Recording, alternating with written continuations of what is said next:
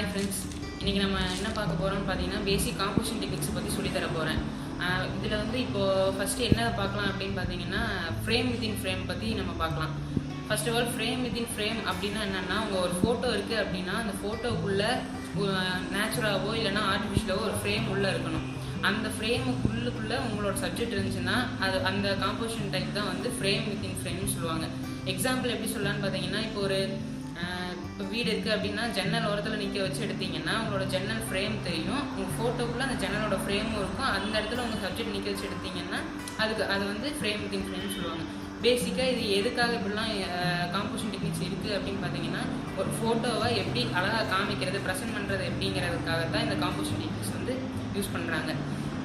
And அதை வந்து எப்படி மொபைல்லையும் டிஎஸ்எல்ஆர்லையும் எடுக்கிறது அப்படிங்கிறத நான் சொல்லித்தர போகிறேன். அதுக்கு நான் வந்து என் ஃப்ரெண்டை வச்சு நான் உங்களுக்கு சொல்லித்தரேன்.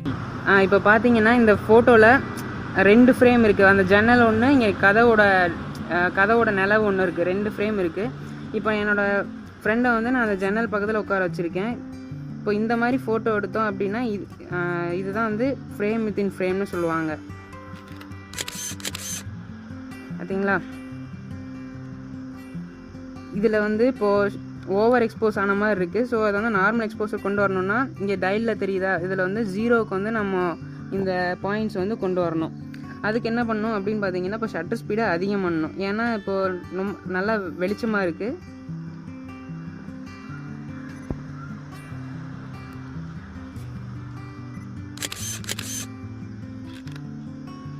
இப்போ வந்து நார்மல் எக்ஸ்போசரில் இருக்குது இந்த ஃபோட்டோ.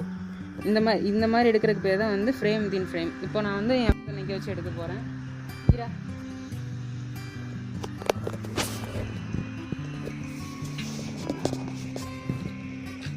இப்போ நான் வந்து கேமராவை போர்ட்ரேட் மோடுக்கு வச்சுட்டேன். ஏன்னா இப்போ உள்ளுக்குள்ளே ஃப்ரேமுக்குள்ளே இருக்க ஃப்ரேம் வந்து வெர்டிக்கலில் இருக்குது. ஸோ நான் அதனால் போர்ட்ரேட் மோடுக்கு வச்சுருக்கேன்.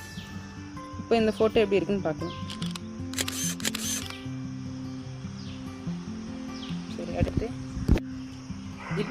இப்போ வந்து நம்ம ஃப்ரேம் வித்தின் ஃப்ரேம்லேயே 2வது டைப்பை பற்றி பார்க்கலாம். இதில் வந்து என்னென்னா, ஒரு ஃப்ரேம் இருக்கும். அந்த ஃப்ரேமுக்கு பின்னாடி இன்னொரு ஃப்ரேம் இருக்க மாதிரி, அதாவது ஃபோர்க்ரவுண்டில் ஒரு ஃப்ரேமு, பேக்ரவுண்டில் ஒரு ஃப்ரேம் வச்சு அதுக்கு நடுவில் உங்கள் சப்ஜெக்ட் நிற்க வச்சு எடுக்கிறது வந்து இன்னொரு டைப்பு. அதுக்கு பேர் வந்து ஃபோர்க்ரவுண்டு ஃப்ரேம் வித்தின் ஃப்ரேம்னு சொல்லுவாங்க. இப்போ அதை எப்படி எடுக்கிறதுன்னு நம்ம பார்க்கலாம்.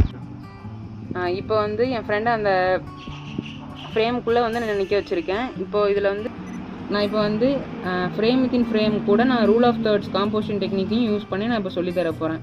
அது எப்படின்னு பார்த்தீங்கன்னா, இப்போ என் ஃப்ரெண்டு வந்து இங்கே நிற்கிறான். ஸோ இப்போது ரூல் ஆஃப் தேர்ட்ஸில் அந்த கட் ஆகிற அந்த 3 லைனில் இந்த இடம் இன்டர்செக்ட் ஆகிற பாயிண்ட்டில் நான் என் ஃப்ரெண்டை நிற்க வச்சுருக்கேன். ஒரு ஃப்ரேமோட கடைசி பார்ட்டில் நான் நிற்க வச்சுருக்கேன். ஸோ இப்படி எடுக்கும்போது இன்னும் ஃபோட்டோ வந்து நல்லா இருக்கும் பார்க்குறக்கு. இந்த மாதிரி தான் எடுக்கணும். இந்த rule of thirds plus frame within frame technique use பண்ணி எடுக்கிறது. இப்போ வந்து நம்ம வந்து ஃப்ரேம் வித்தின் ஃப்ரேம் கூட சில்அவுட் ஃபோட்டோகிராஃபி எப்படிங்கிறத நான் சொல்லித்தர போகிறேன். 2 காம்போசிஷனையும் சேர்த்து ஒரே ஃபோட்டோவில் எப்படிங்கிறத நம்ம இப்போ பார்க்கலாம். நம்ம இதுக்கு முன்னாடி வச்சுருந்த செட்டிங்ஸில் பார்த்தீங்கன்னா, நம்ம ஸ்பாட் மீட்டரிங் வச்சுருந்தோம். ஸ்பாட் மீட்டரிங்னா இதுதான் அதோட சிம்பிள். ஒரு டாட் வச்சுருக்கதா ஸ்பாட் மீட்டரிங்கோட சிம்பிள். இப்போ நம்ம சில்அவுட் தான் சொல்லித்தர போகிறோம். அப்படிங்கிறங்காட்டிக்கு நம்ம சில்அவுட்டுக்கு வந்து மேட்ரிக்ஸ் மீட்டரிங் வைக்கணும். மேட்ரிக்ஸ் மீட்டரிங் எதுக்காக யூஸ் பண்ணுறோம் அப்படின்னா, நம்ம சப்ஜெக்டை தவிர்த்து சுற்றி இருக்க லைட்டை வந்து கால்குலேட் பண்ணி அதுக்கான எக்ஸ்போசர் செட்டிங்ஸை கொடுக்கறது தான் வந்து மேட்ரிக்ஸ் மீட்டரிங்னு சொல்லுவாங்க. ஸோ இப்போ சில்அவுட் ஃபோட்டோகிராஃபிக்கு எப்போவுமே வந்து மேட்ரிக்ஸ் மீட்டரிங்கில் தான் நம்ம வைக்கணும். இப்போ நம்ம அதை எப்படி எடுக்கிறதுன்னு பார்க்கலாம். இப்போ என்னோடய ஃப்ரேமுக்குள்ளே இருக்க ஃப்ரேம்ஸ் வந்து வெர்டிக்கலில் இருக்குது. ஸோ நான் வந்து போர்ட்ரேட் மோடுக்கு நான் திருப்பிக்கிட்டேன் கேமராவை. இப்போ என் ஃப்ரெண்டை வந்து நான் உள்ளுக்குள்ளே ஒரு ஃப்ரேம் இருக்க மாதிரி இருக்குது. அதுக்குள்ளே நான் வந்து என் ஃப்ரெண்டை நிற்க வச்சுருக்கேன். ஸோ இப்போ நம்ம ஃபோட்டோ எடுக்கலாம்.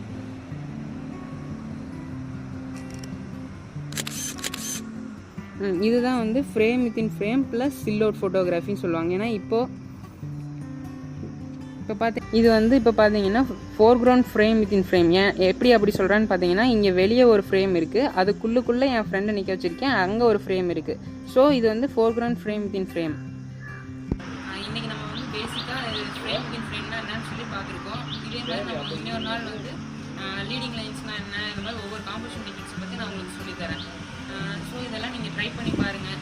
ப்ளீஸ் ஷேர் பண்ணுங்கள், சப்ஸ்கிரைப் பண்ணுங்கள்.